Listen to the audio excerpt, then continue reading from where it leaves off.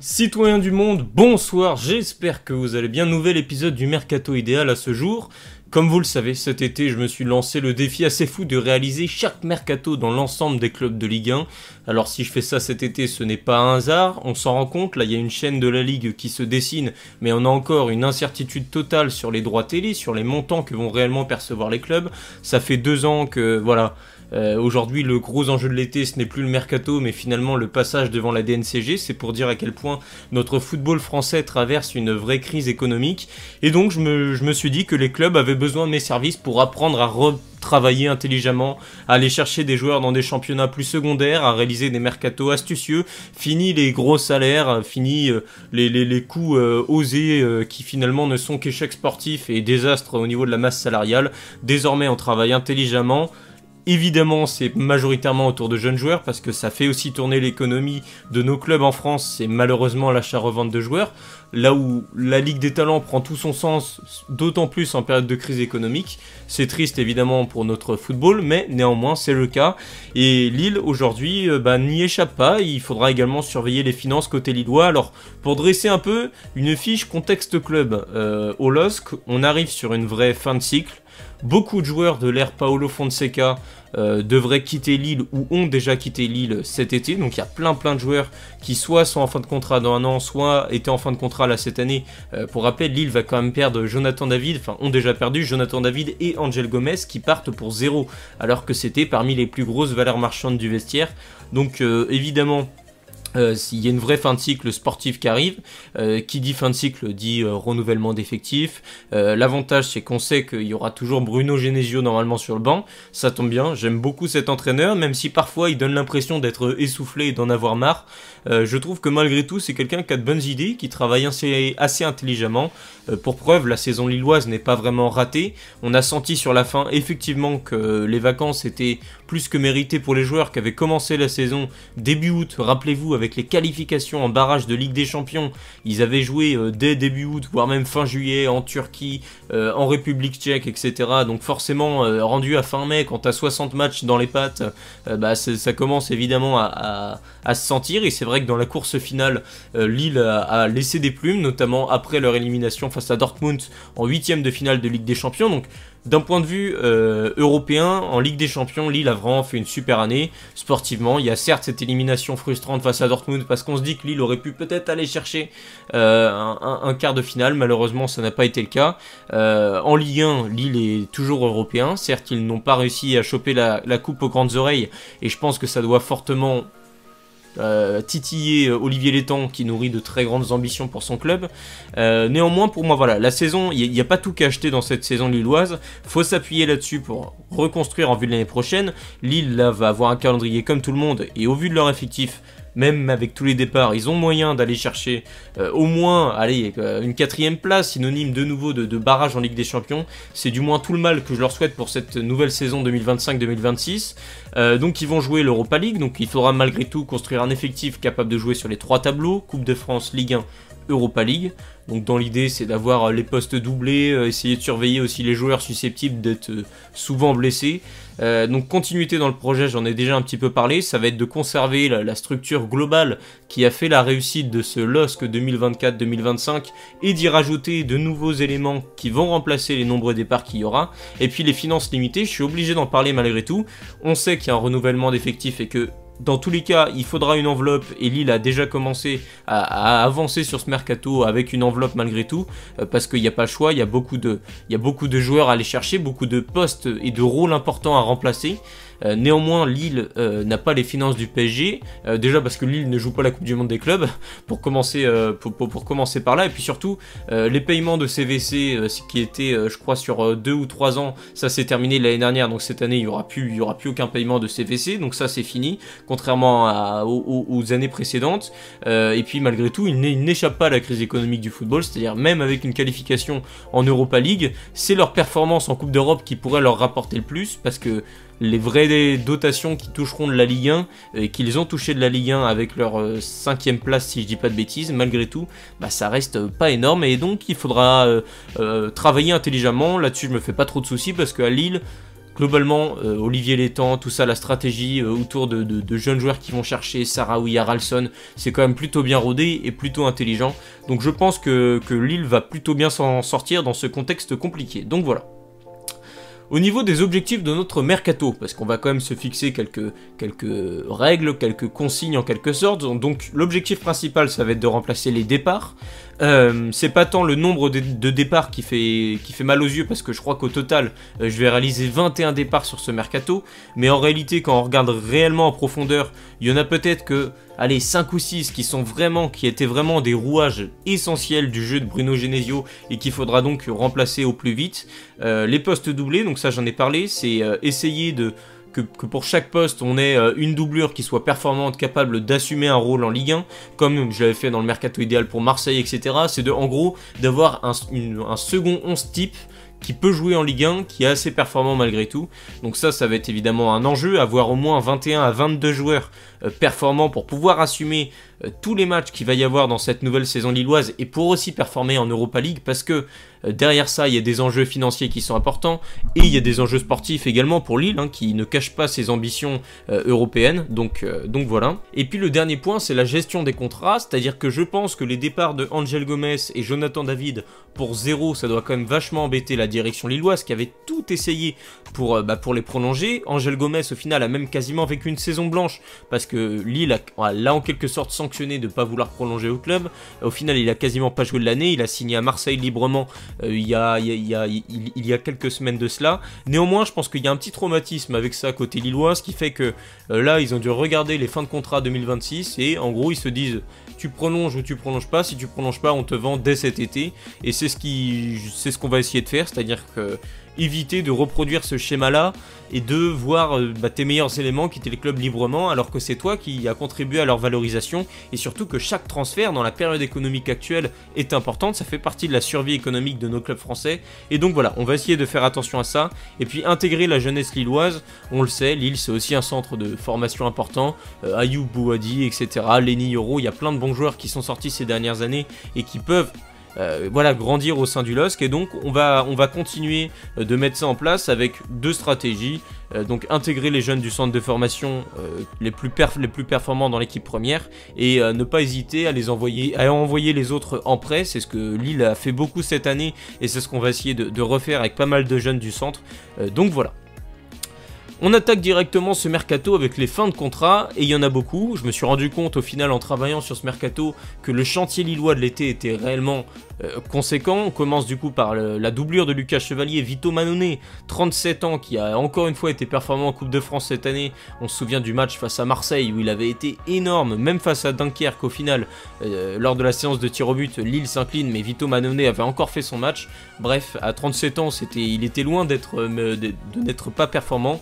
Une doublure vraiment exceptionnelle qui quitte le club librement. Donc Lille a d'ores et déjà recruté sa doublure, j'en reviendrai par la suite, mais donc voilà, il quitte le club librement. Mitchell Baker, qui était prêté par l'Atalanta cette année, qui finalement a quand même malgré tout apporté à ce Lille cette année. Il a plutôt fait une bonne saison. Ce qui est surprenant, c'est que là où on s'attendait à le voir en tant que latéral gauche, voire piston gauche, on l'a parfois retrouvé ailier droit, et finalement ça allait, ça se passait plutôt bien. Donc voilà, je trouve que il a fait du bien dans ce Lille-là qui a joué beaucoup de matchs. Néanmoins, le LOSC ne va pas lever son option d'achat, si tant est qu'il y en avait une, je ne me souviens plus. Et il va donc retourner normalement du côté de l'Atalanta en Italie. Un des seuls joueurs que je prolonge et qui était en fin de contrat, c'est Ismaili. À 35 ans, je lui donne qu'une année supplémentaire. On sait qu'on va pas construire l'avenir sur ce joueur-là.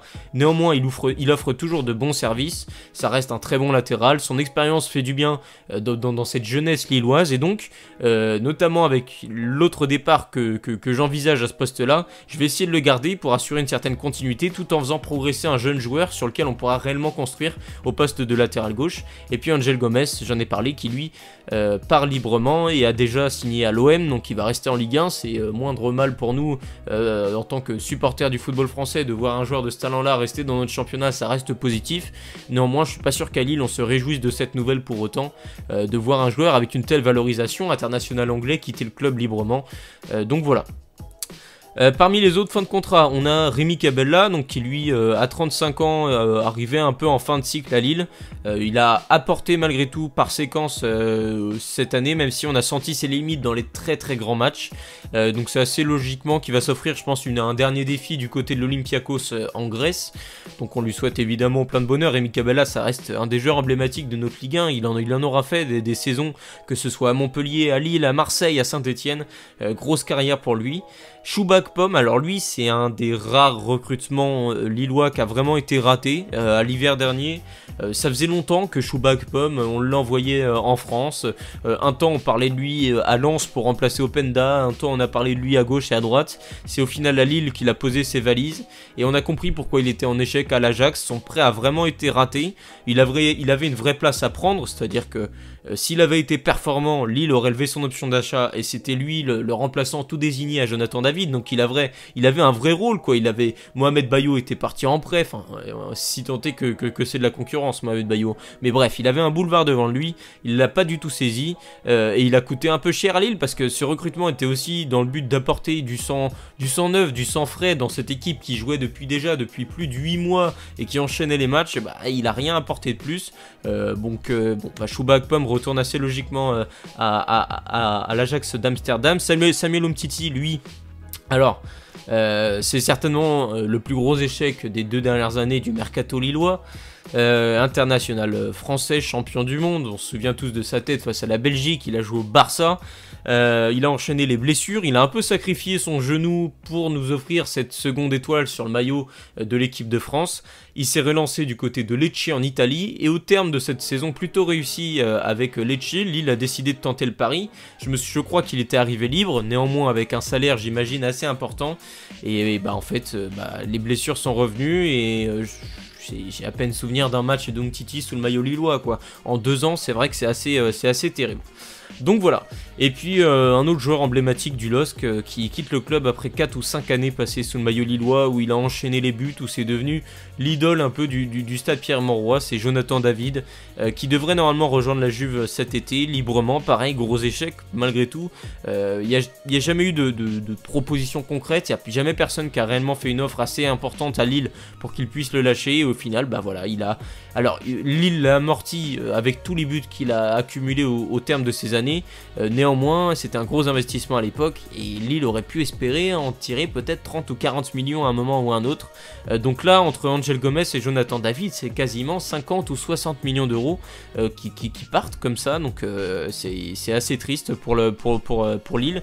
Mais néanmoins, voilà, il ne faut pas non plus s'apitoyer sur son sort. Il faut travailler sur les remplaçants qu'il va falloir trouver à ces joueurs-là qui étaient des joueurs importants sous Paulo Fonseca et pour Jonathan David également sous Bruno Genesio. Donc voilà.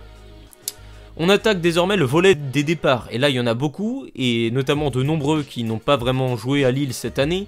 Andrej Ilić, donc lui ça a été le cas, il était prêté à l'Union Berlin en Bundesliga, il a inscrit 7 buts, le joueur ne souhaitait vraiment pas revenir dans le nord du côté de Lille.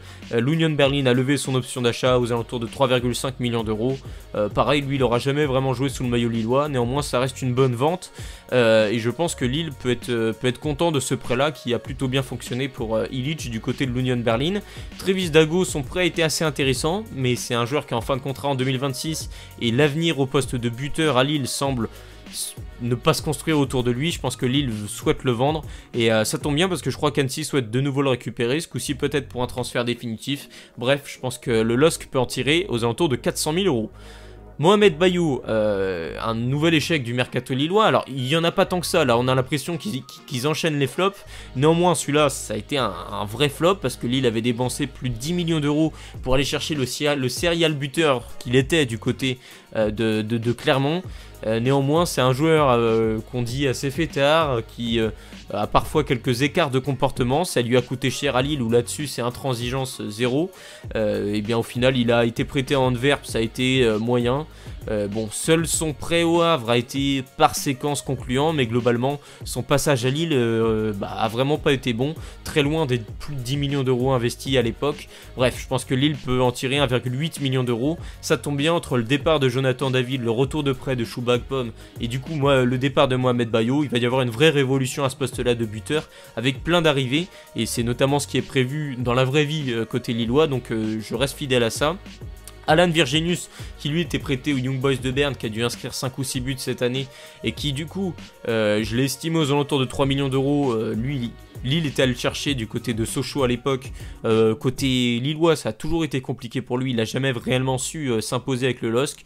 Je pense que Lille pourra en tirer 3 millions d'euros. Ça tombe bien, j'ai cru lire en préparant ce mercato que Trabzonspor devrait du coup enregistrer l'arrivée d'Alan Virginius pour à peu près ce montant-là.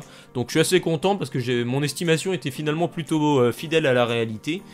Donc on poursuit avec les autres départs. André Gomes, qui lui était venu dépanner un secteur dans l'entrejeu qui était un peu orphelin de Nabil Bentaleb pendant une grande partie de la saison, et au vu du nombre de matchs qu'il y avait à jouer côté lillois, on a senti un peu de fatigue à un moment, du côté de Benjamin André, peut-être du côté aussi de N'Gala Mukao.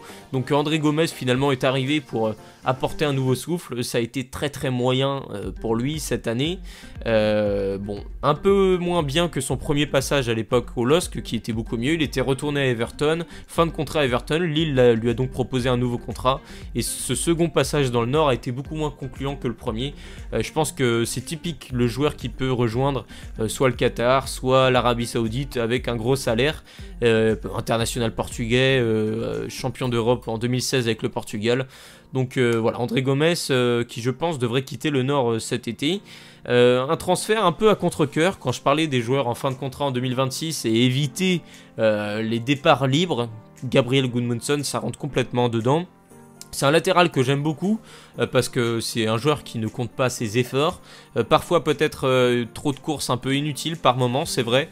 Mais néanmoins, il a quand même fait des sacrés matchs cette année face au Real, face à Liverpool. Bref, c'est un joueur que moi j'aime beaucoup. Je trouve que c'est un latéral avec une identité assez particulière en Ligue 1. Et j'aime beaucoup les joueurs qui ont de l'identité comme lui. Néanmoins, à 1 an de la fin de son contrat, je m'en séparais pour 7 à 8 millions d'euros. Donc voilà, Gabriel Gudmundsson qui quitterait le LOSC. Lisandro Olmeta, donc ça dans la stratégie de prêt de jeunes joueurs, ça a déjà été officialisé, qui va être prêté en Ligue 2 à Bastia. Dans le même temps, j'essaierai de prêter Younes Lahachab, qui a fait plutôt des bonnes perfs avec la réserve lilloise et auquel on donne un certain avenir, mais attention parce qu'il a malgré tout déjà 20 ans. Alors évidemment, c'est à mettre entre guillemets, mais vous savez, dans le football moderne aujourd'hui, il y a des jeunes comme Bouhaddi qui se révèlent à 16-17 ans, ce qui fait qu'à 20 ans, il est presque déjà comme un jeune vieux quoi. Donc au final, je pense qu'un prêt ça peut être intéressant pour lui. Il est temps qu'il sorte un peu de ce centre de formation lillois. Je pense pas qu'il aura de la place en équipe première, donc un prêt en national ou en Ligue 2 peut lui faire le plus grand bien. Donc voilà, je n'hésite pas trop là-dessus. Autre départ important, et lui il est programmé, pareil, fin de contrat 2026, Edon Zegrova. Donc entre le départ de Jonathan David et celui de Zegrova qui est programmé, c'est quasiment les deux principaux atouts offensifs lillois qui quitteraient le club cet été, sauf que ce coup-ci, Lille espère bien récupérer un beau chèque aux alentours de 20 millions d'euros pour l'international kosovar. Donc ça évidemment c'est attendu. Maintenant à voir, entre la grosse blessure qu'il a eue sur cette seconde partie saison, qui est capable de mettre cet argent là. Il y a eu un moment un intérêt du Napoli, est-ce que ça va se confirmer? Affaire à suivre. Donc voilà. On poursuit dans la stratégie de prêt de jeunes joueurs. Isaac Cossier, jeune défenseur central, donc dans l'intérêt où on va récupérer Ousmane Touré qui a fait plutôt un bon prêt du côté de Valenciennes en national et qui du coup viendrait compléter la rotation dans l'équipe première. Isaac Cossier lui, pourquoi pas l'envoyer en prêt justement à Valenciennes, parce qu'on sait que les deux clubs s'entendent bien à ce niveau là, il y a beaucoup de prêts entre les deux formations. Isaac Cossier qui est vraiment un défenseur prometteur de la réserve lilloise. Aaron Malouda, pareil, jeune joueur assez prometteur, donc je l'envoie également en prêt, surtout qu'il y a une nouvelle génération qui arrive là côté lillois, donc il faut aussi faire un peu de place. Thiago Moraes, qui lui du coup était prêté au Portugal, à Rio Ave si je dis pas de bêtises. Donc j'ai vu que le Lech Poznan en Pologne serait intéressé par ce joueur. Lille en demanderait 6 millions d'euros, ce qui est jugé beaucoup trop. Je pense que sa valeur se situerait aux alentours de 3,5 millions. Il a seulement 21 ans. Et je pense que Lille devrait s'en débarrasser dès cet été pour ce montant-là à peu près. Raphaël Fernandez, donc lui à 23 ans on peut pas trop le vendre parce que il sort d'un prêt qui n'a pas été concluant aux Glasgow Rangers. Donc personnellement, à défaut de pouvoir le vendre, je le renvoie à nouveau. Je lui donne une dernière chance peut-être dans un nouveau club en prêt. Mais bon, ça semble compliqué pour lui. On a un peu l'impression que le train est déjà passé. Donc voilà. Tirons un bilan des départs, parce que là ça fait je pense déjà pas mal de minutes que j'évoque les départs, parce qu'il y en a eu 21, donc j'ai mis 21 départs dont 13 hors groupe. Qu'est-ce que j'appelle des joueurs hors groupe? C'est des joueurs qui n'étaient pas dans les plans de Bruno Genesio ou même qui étaient prêtés dans d'autres clubs, ce qui fait qu'ils ne faisaient pas vraiment partie de l'effectif principal lillois, ce qui fait qu'en réalité on a à peu près que 8 départs qui sont réellement à remplacer. Au total 43,2 millions d'euros de recettes transferts, donc au niveau de mes estimations, hors commission, je compte pas les 10% pour les agents, pour faire plaisir à tout le monde, etc. On a vendu pas mal de joueurs à 1 an de la fin de leur contrat, donc le traumatisme de cette année de voir des joueurs libres quitter le club, des fortes valeurs marchandes, on écarte ça un peu d'un revers de main, parfois à contre-cœur comme pour Gudmundsson, parfois de façon assez logique parce qu'il y a une fin de cycle comme avec Edon Zegrova. Et puis on a maintenu la stratégie de prêt que Lille avait déjà mis en place cette année et qu'on a maintenu pour d'autres jeunes, Isaac Cossier, Lisandro Olmeta, Aaron Malouda, Younes Lachab, donc voilà. Jetons un coup d'œil désormais après tous ces départs sur le 11 lillois actuel. Donc avec tous les départs qu'on a fait, on se rend compte finalement que l'effectif lillois s'auto-suffit pour se remplacer. On voit notamment Thomas Meunier au poste de latéral droit, Bafodé, Diakité, Alexandro toujours en place, je les conserverai. Alexandro qui est devenu international brésilien tout de même, Ismaili qu'on a prolongé toujours là sur le côté gauche, Lucas Chevalier qui est le futur gardien titulaire, pourquoi pas de l'équipe de France, est toujours en place, Benjamin André Ayoub Boadi au milieu de terrain, Haraldsson en soutien du futur numéro 9, et puis Osame Sarawi sur le côté gauche, et puis un autre Norvégien que Lille est allé chercher du côté de l'Autriche. Non, du côté de l'Autriche ou du côté de la Norvège, peut-être du côté de Rosenborg il me semble, c'est Marius Broholm qui a fait un très bon Euro Espoir, qui est vraiment très prometteur et que j'ai assez hâte de découvrir sur le couloir droit de l'attaque lilloise, donc il vient remplacer le futur potentiel départ d'Edon Zegrova. Donc Broholm a déjà signé du côté du LOSC pour 5 millions d'euros il me semble. Il nous faudra donc trouver un remplaçant titulaire à Jonathan David en pointe. D'autant que si on regarde un second effectif type, encore une fois pour s'apercevoir la profondeur de banc, Lille va jouer sur les 3 tableaux la saison prochaine, on se rend compte qu'il y a déjà une doublure à ce poste de buteur, puisque les Lillois sont allés chercher libre suite à sa résiliation de contrat avec le Los Angeles, Olivier Giroud, qui fait son grand retour en Ligue 1 plus de 12 ans après, le meilleur buteur de l'histoire de l'équipe de France, donc évidemment c'est un gros coup de com pour la Ligue 1, néanmoins son passage aux États-Unis n'a pas été très concluant sportivement. Espérons que du côté de Lille ça puisse le faire, limite j'y crois un peu plus qu'à Paul Pogba à Monaco, je sais pas pourquoi, je la sens bien cette histoire Olivier Giroud à Lille, comme un air de Burak Yilmaz peut-être, on verra bien. Arnaud Baudard du coup dans les buts de ce second effectif type, la doublure de Lucas Chevalier, lui qui était en fin de contrat avec Metz, qui est plutôt un très bon gardien, et je pense qu'en tant que doublure ça va largement faire l'affaire. Aïssa Mandi est là en tant que doublure d'Alexandro, il nous faudra trouver une doublure à Bafodé Diakité, parce que Diakité Alexandro, la paire a fait quand même beaucoup de matchs cette saison, et là on va essayer d'anticiper un peu plus une certaine rotation. Thiago Santos, d'autant qu'en plus de ça, l'année prochaine, il devrait y avoir un départ, soit de Diakité, soit d'Alexandro, soit des deux. Donc on anticipe aussi la saison prochaine. Enfin, la saison d'encore après, quoi, de 2026-2027. Thiago Santos est bien là sur le couloir droit, donc lui qui revient de blessure, je ne l'ai pas mis en tant que titulaire, même si normalement c'est censé être lui le titulaire au poste, mais vu qu'il revient de blessure, pour l'instant je le mets en doublure de Thomas Meunier, mais le but c'est qu'il récupère peu à peu sa place. On cherche donc un remplaçant à Gudmundsson en tant que doublure au poste de latéral, ou du moins pour mettre Ismaili en concurrence, donc un joueur si possible d'avenir qui s'imposerait à ce poste-là. Hugo Ragoubert qui revient d'un très bon prêt à Dunkerque sera la doublure de Benjamin André.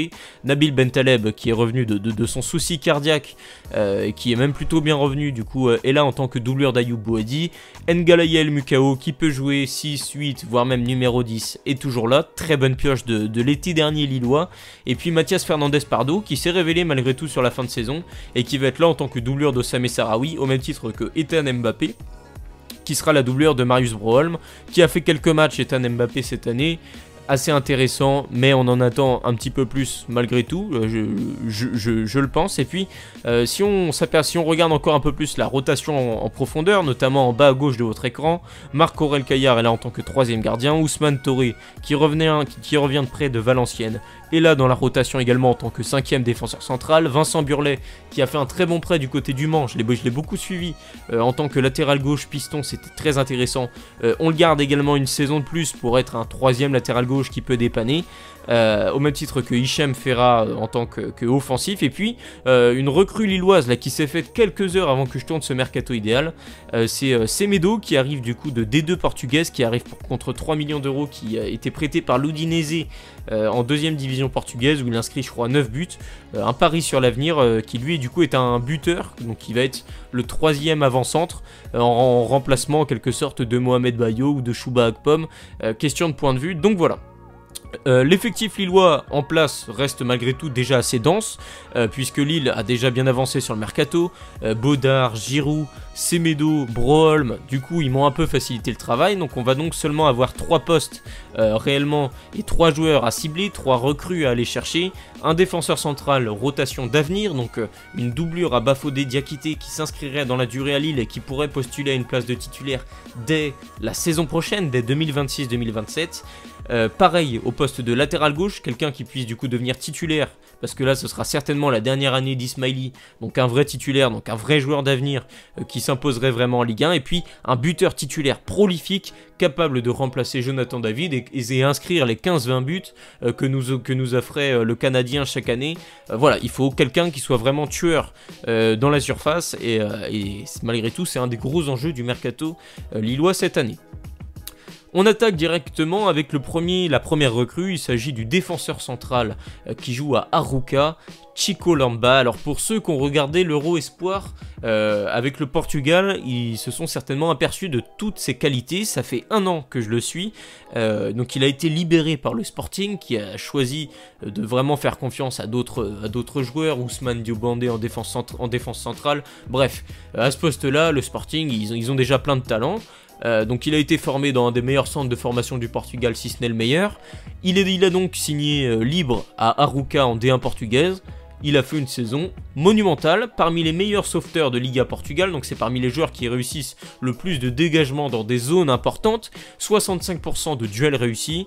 Il aurait pu faire partie de l'équipe type de l'Euro Espoir tant il a été performant, et là pour 4 millions d'euros, je pense que c'est une occasion vraiment en or. Il est assez grand, assez élancé, donc un profil qui plaît sur le marché, droitier, donc international espoir portugais, je l'ai déjà dit, et au final quand on regarde un bilan statistique, il est au même niveau que Ousmane Diomandé, qui va peut-être signer à Chelsea pour 50 millions d'euros. Donc le Sporting peut peut-être se mordre les doigts de l'avoir libéré comme ça. Voilà, donc Chico Lamba qui joue à Arouca, qui a fait une super saison.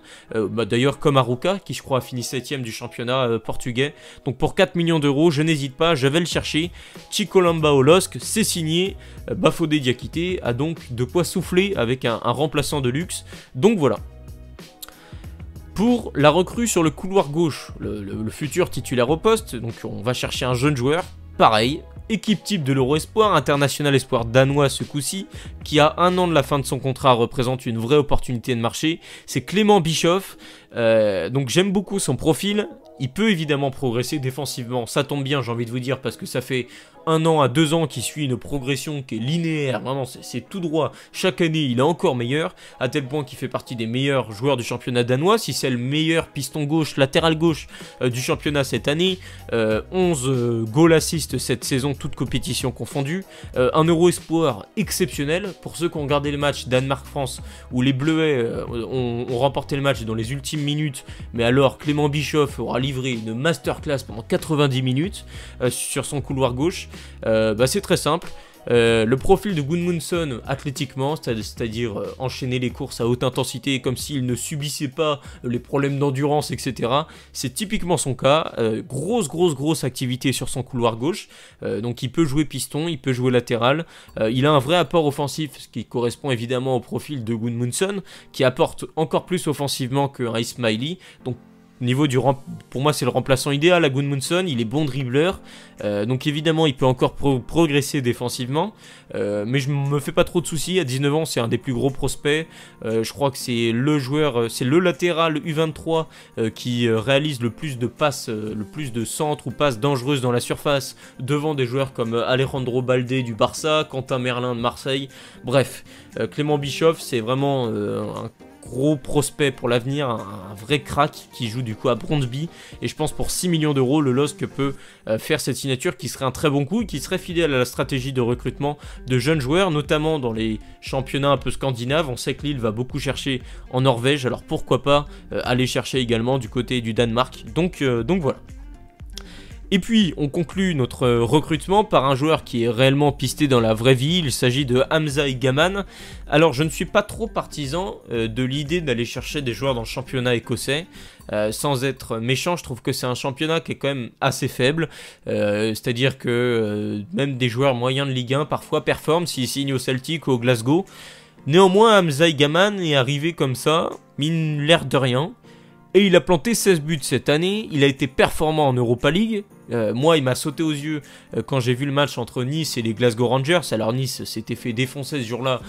C'était la période où ils avaient 14 joueurs blessés. Donc ils avaient une équipe un peu moyenne. Mais Hamza Igaman s'était régalé. Il avait été vraiment très bon.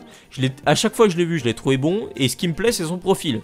C'est un attaquant qui est très complet, qui se démarque très facilement, qui peut participer au jeu comme peut le faire un Jonathan David, on le sait, qui est très intelligent, et il a un style un peu à la Denis Undav, qui est un de mes attaquants coup de cœur en Europe, que j'avais suivi à l'Union Saint-Gilloise, et qu'aujourd'hui, l'attaquant titulaire de Stuttgart en Bundesliga et international allemand. Il est proactif dans le jeu offensif, c'est-à-dire qu'il ne cesse jamais de se démarquer, de faire des courses, et vu que c'est mêlé avec une certaine intelligence de jeu, ça me plaît beaucoup, et puis malgré tout, il est en confiance. À 22 ans, il sort d'une première saison pleine en Europe avec 16 buts inscrits, donc 4 ou 5 en Europa League au moins.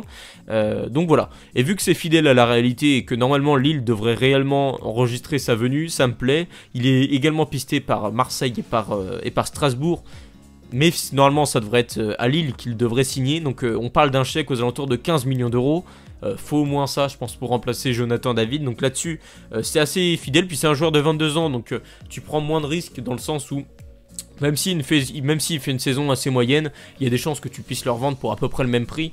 Donc là-dessus, le risque reste relatif, même si 15 millions d'euros en période de crise économique, c'est pas neutre. Donc voilà. Jetons un coup d'œil du coup aux 11 Lillois, l'équipe type qu'on pourrait aligner l'année prochaine en Ligue 1 ou même en Europa League. Donc la défense n'a pas bougé, Ismaili, Alexandro, Diakité, Thomas Meunier pour accompagner Lucas Chevalier, le gardien, un des atouts principaux de cette équipe lillois. Exceptionnel Lucas Chevalier, je pense qu'on l'adore tous, tant humainement que sportivement. C'est vraiment, on nourrit plein d'espoir pour lui. J'espère que il va devenir, je pense rapidement, le remplaçant de Mike Maignan, qui lui sort d'une saison plus compliquée. Lucas Chevalier qui monte, Mike Maignan qui descend au niveau performance. Je ne serais pas surpris que lorsque Didier Deschamps quittera l'équipe de France après la Coupe du Monde 2026, eh bien le nouveau sélectionneur arrive et désigne Lucas Chevalier comme titulaire au poste. Ça me surprendrait pas. Donc dès 2026, le voir comme étant le futur gardien titulaire de l'équipe de France.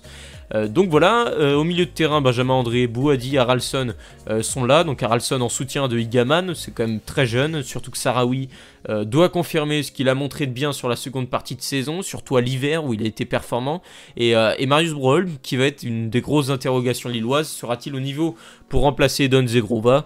Moi je suis tenté de dire oui, dans tous les cas ça fait partie des jeunes joueurs que le LOSC souhaitera mettre en avant, même si ça le fait pas sur le couloir droit. On sait que Mukao peut jouer à ce poste-là, Ethan Mbappé est également là, Hichem Ferra, Mathias Fernandez Pardo. Je pense que Lille a suffisamment d'arguments offensifs, surtout que l'équipe avait dressé en quelque sorte une fiche mercato nous indiquant que Lille ne souhaitait pas recruter davantage d'ailiers après l'arrivée de Marius Broholm. Donc nous on reste fidèles à ça. Hamza Igaman, du coup, le remplaçant de Jonathan David, vient compléter cette équipe assez alléchante, mêlant expérience et jeunesse. Donc c'est d'où l'intérêt aussi de garder Ismaili, parce qu'on a deux latéraux assez expérimentés entre Thomas Meunier et Ismaili. Et puis on a également Benjamin André au milieu de terrain. Pour qui j'ai vu des rumeurs de départ. Alors certes il est à 1 an de la fin de son contrat, mais son apport sportif encore cette année, je n'imagine pas un LOSC sans Benjamin André encore. Pour moi c'est trop tôt.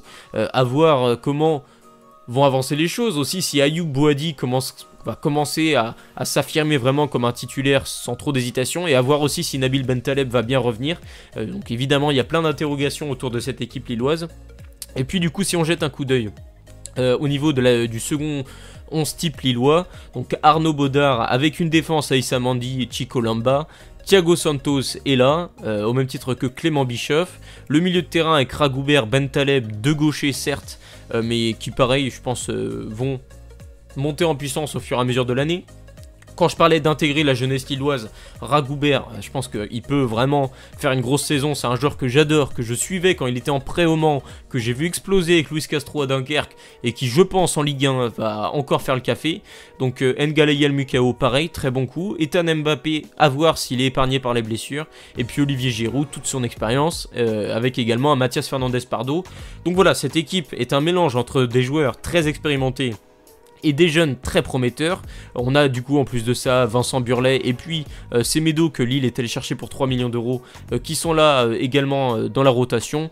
Voilà, donc on a quand même là un groupe de en gros 27 joueurs. Donc pour jouer sur 3 tableaux, pour moi ça va le faire parce qu'on a malgré tout 2-11 types assez bien définis qui sont capables d'être titularisés autant en Europa League qu'en Ligue 1. Donc voilà, je pense que Bruno Genesio avec un effectif comme ça a de la matière pour performer, même s'il y a eu des départs importants, donc il y a plein d'interrogations.